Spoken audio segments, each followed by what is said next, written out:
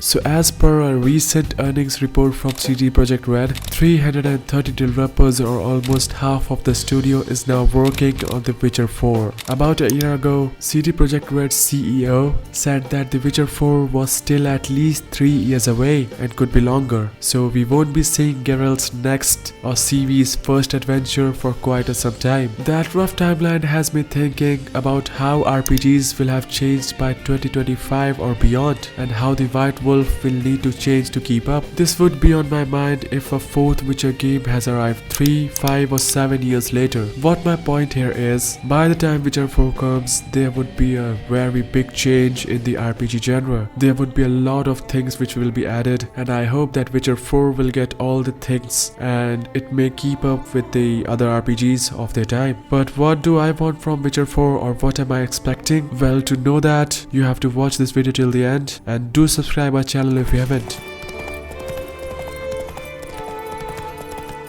So I will not just say that Witcher 4 should have this feature or that feature. I will give you some examples of the games which I liked, and then I will say which feature Witcher 4 should take. So let's start with The Legend of Zelda Tears of the Kingdom. It is the one game that could be a major influence on Witcher 4. With its free roam approach to the open world storytelling, I expect The Witcher 4 will have a more traditional story, as CD Projekt Red has proven that it can do main quest missions better than just about any RPG developer working today, but a greater freedom to tackle mission in any order, or a Baldur's Gate 3 styled ability to just walk by a huge swath of content if you choose, could make The Witcher 4 feel more modern. Now let's jump to the second game, which is Baldur's Gate 3. It is one of the two incredible games that I could imagine have an impact on the next Witcher. 4 years after its release, Disco Asylum's thought cabinet system hasn't been nearly as influential as I would have expected in 2019. That mechanic gave each idea the players encountered the potential to blossom into a full-blown voice in their head that piped up to offer dialogue responses, eventually become a part of a character. Thinking about fascism could lead to a fascist choices, and pondering communism could offer a similar but ideologically distant progression. But many of the thoughts were less important, like speaking into being an insufferable art critic. It would be cool to see The Witcher 4 borrow from this mechanic, allowing players to greater freedom to shape who their Witcher is by modeling their thoughts. Baldur's Gate 3 could also be an influence, though the game does so many things well, without many of them being entirely novel, that it's difficult to know what CD Projekt Red could build on. My best bet, companion. Geralt had friends and lovers. He fundamentally worked alone. If the next game does indeed star CV, that could mean a pivot toward a party with recruitable companions that CV can build relationships with across the game. If CD Projekt Red needs ideas on how to integrate that into an action game, Final Fantasy VII Remake is a helpful premiere, with its hybrid real-time turn-based combat that allows players to queue up moves and swap between all the members of their party. But the most important consideration is what effect Cyberpunk 2077, its initial response and eventual redemption, will have on Witcher 4. Over the course of Cyberpunk 2077's life cycle, CD Projekt Red took the game's interface, specifically its in-menu systems like the skill tree, and refined it significantly, making the way weapon and abilities are crafted worked much more easier to understand. I never found the comparable system in Witcher 3 could be especially intuitive, and I wouldn't be surprised if CD Projekt Red brings a more streamlined approach to Witcher 4. But the most important lesson from CD Projekt Red could learn from Cyberpunk 2077 is how to handle hype. Despite the studio knowing that the game was underbaked as it approached in 2020 launch, it received several Night City-wide directs designed to build the hype for the game to a fever pitch. For Phantom Liberty, the studio paired this back with just one 38-minute presentation close to the expansion's launch. Regardless of how good The Witcher 4 is, I hope CD Projekt Red takes a similarly low-key approach to marketing. But whatever happens, The Witcher 4 will be its own thing. No matter how much it evolves from Witcher 3, it won't time travel to Cyberpunk's future. I can only hope its changes bring it into the 2025 present. And there you have it, guys. These are the changes I want from Witcher 4. But what do you guys think? Do comment down below, and I will see you in the next one.